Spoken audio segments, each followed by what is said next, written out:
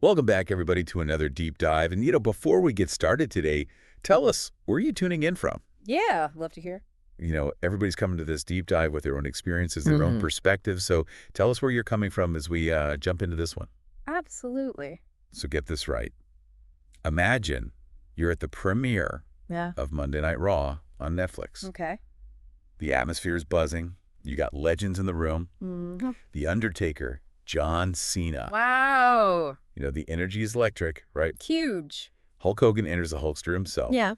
And instead of the cheers he's expecting, Yeah. it's just a wave of boos. Oh, wow. And we're not talking just a few disgruntled fans. Right.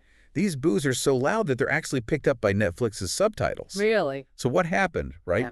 How did the man who defined an era of wrestling find himself facing such a negative reaction? It's crazy, right? That's what we're going to unpack today. We're going to deep dive into the story behind this shocking moment. I'm ready. Explore Hulk Hogan's past, the reactions of his fellow wrestlers, and what this means for legacy and the idea of redemption. I mean, you expect a certain reaction from a figure like Hulk Hogan. I mean, he's so ingrained in wrestling history. It's wild to see that expectation totally flipped on its head. It's a lot to think about, for sure. Yeah, so let's rewind back to that Raw premiere. Mm-hmm. Can you paint a picture for us? Like, what was the atmosphere like leading up to Hogan's entrance? Oh, man. Just pure excitement. This was a major event. You had to be there. Yeah. A celebration of wrestling, all the biggest names in the sport together. The crowd was pumped, ready to relive classic moments. There was just this anticipation in the air. And then Hogan enters. Did anyone see this coming? It doesn't seem like it. Even WWE might have miscalculated on this one. They were hoping for that nostalgic wave of cheers, a nod to Hogan's iconic status. Right. But instead, they got a completely different reaction. It was a powerful reminder that you can't erase the past, especially when it involves actions and words that have hurt a lot of people. So let's talk about that past. We all know about the 2015 leaked tape scandal where Hogan used racial slurs. I mean, this was a huge blow to his image, to his reputation, led to WWE even severing ties with him for a while. Yeah, it was a defining moment for sure. And for many fans, it felt like a betrayal of the values they associated with Hogan and with wrestling. It's like he was the real American, Yeah. The hero who stood for strength and inclusivity, and to hear those words coming from him, it created a disconnect that was really tough for people to reconcile. And while he was eventually reinstated by WWE in 2018, that damage was done, I think a lot of fans, particularly those from marginalized communities, felt that trust had been broken, and his apology, while given, wasn't enough to erase the hurt and the anger. What do you make of all this? Can someone who has inflicted that kind of pain ever truly be forgiven? I mean, that's a really tough question. Forgiveness is such a personal thing, right? For some, it might be possible to separate the art from the artist, to acknowledge Hogan's impact on wrestling while still condemning his actions.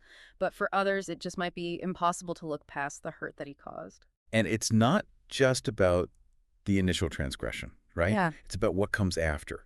It's about whether there's genuine remorse, a willingness to learn, and a commitment to making amends. Exactly. It's about showing through your actions that you understand the gravity of your mistakes and you're actively trying to be better. So the leak tape was a major turning point. But as we kind of delve deeper, we see it's not the only element at play here. There's other aspects of Hogan's life, particularly his political affiliations, and some controversial comments that he's made that further alienated fans. True. Yeah, those elements, and especially his alignment with certain figures and certain policies, they didn't sit well with a large portion of the WWE fan base, particularly younger audiences and more diverse audiences who really value inclusivity and tolerance. It's almost like his words and his actions outside of the ring clashed with these values that a lot of people have come to associate with wrestling. Yeah, and it reinforced that feeling for some that the apology wasn't enough. There was just this disconnect between words and actions, and that really fueled the negative sentiment towards him. It wasn't a one-time slip-up. Yeah. It seemed like a pattern of behavior, a pattern of statements that really conflicted with what fans had come to expect from someone that they once admired. Yeah, I think it really raises the question, can you separate the wrestler from the person? Can you still cheer for Hulk Hogan, the icon, knowing about Hulk Hogan, the individual, and the things that he's said and done? I want to hear from you, our listeners. What are your thoughts on this? Can you separate the art from the artist? Or does the person's behavior outside of their craft influence how you view their work? Let us know in the comments. Yeah, it's a question that a lot of people grapple with, and not just in wrestling, in all forms of entertainment. How do we reconcile our admiration for someone's work when we learn things about them that challenge our values? There's really no easy answer. And in Hogan's case, it wasn't just the fans who were wrestling with these feelings, right? Yeah. It was his fellow wrestlers, people who'd shared the ring with him, built careers alongside him. They were also grappling with his return and the events that led up to it. Yeah, that's an important layer to this whole story. We can't overlook the impact that this had within the wrestling community itself.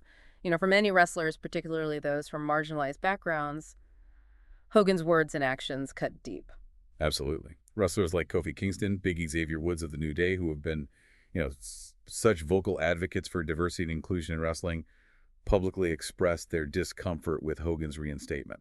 They released a statement emphasizing that, trust had been broken, forgiveness is not automatic. And their voices carried a lot of weight. They weren't just speaking as individuals. They represented a generation of wrestlers who were challenging the status quo and demanding better. Their words resonated with a lot of fans who shared those concerns. It added this layer of complexity to the situation, I think, highlighting the internal struggles within WWE and this, difficult process of trying to reconcile past actions with present expectations. Yeah. And another prominent figure, Titus O'Neil, also voiced his unease with Hogan's return and emphasized the need for genuine change, not just a comeback. He stressed that Hogan needed to demonstrate through his actions that he understood the impact of his words and was committed to making things right. And these voices from within the wrestling community, they really amplified the concerns of the fan base. It became clear that this wasn't just a public relations issue for WWE to manage. Yeah. This was a reckoning with deeper issues of racism, accountability, and what it really means to earn redemption.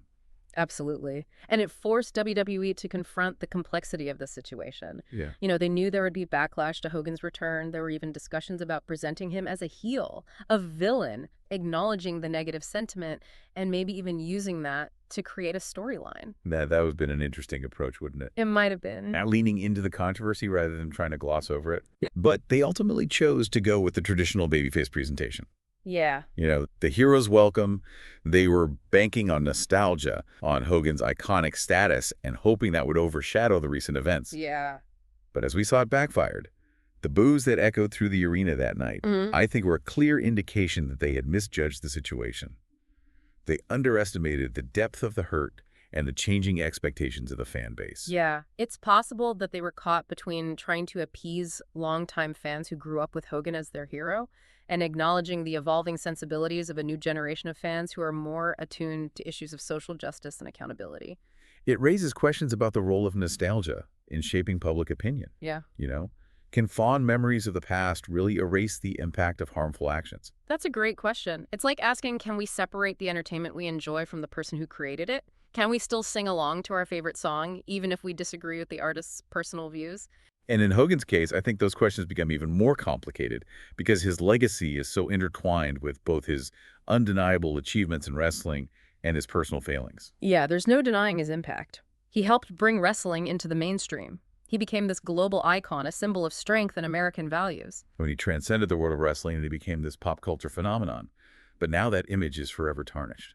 It's a stark reminder that even those who achieve incredible success can face a downfall when their personal conduct contradicts their public image. Yeah, it's a difficult thing to grapple with, especially for those who grew up idolizing him. I think the image of Hulk Hogan, the all-American hero, clashes with the reality of his prejudice remarks and this perceived lack of genuine remorse. Yeah, it challenges us to reconsider our own ideas of heroism, to acknowledge that even those we admire have flaws, and to understand that actions have consequences no matter how famous or how successful you are. So the big question remains, can someone like Hulk Hogan, with such a complex and controversial legacy, ever truly redeem himself? What do you think? And more importantly, what do you think it would take? It's a journey, not a destination. Redemption requires more than just apologies. It demands genuine change, consistent actions that align with those apologies. And it has to be more than just a PR move, right? Oh, absolutely. It has to come from a place of sincere growth and understanding. Exactly. It's about acknowledging the impact of your actions, making amends, and using your platform to advocate for positive change. It's about showing through your behavior that you've learned from your mistakes and are committed to being better. Yeah. And it's not an easy path, especially in the age of social media where everything you say and do is scrutinized and amplified. Absolutely. It's a constant process of self-reflection and accountability, but it's a journey worth taking if it leads to genuine growth and reconciliation. Now, we want to hear from you, our listeners. Mhm. What are your thoughts on redemption? Do you believe it's possible for someone like Hulk Hogan to truly redeem himself? What would that look like to you? Share your thoughts in the comments. We'd love to hear your perspectives. Yeah, it really is a great question to think about. What does that really look like? Yeah. You know? And is it even possible when someone's actions have caused so much pain and so much damage? It's a question we wrestle with, not just on an individual level, but as a society.